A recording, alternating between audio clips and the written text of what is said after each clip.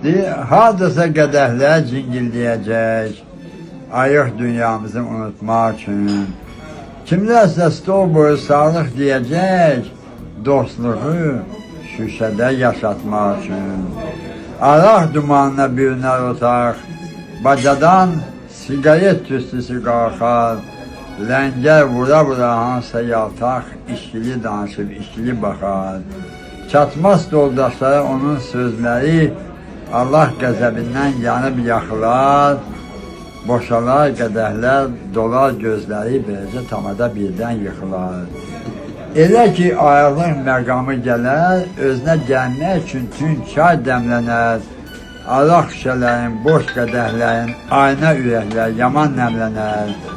Beləcə dostların məclisi bitər, bir daha çağırmaz maaşa kimi, dostların məclisi yer olu bitər, uğursuz qoyulmuş tamaşa kimi. Süleyman Bey.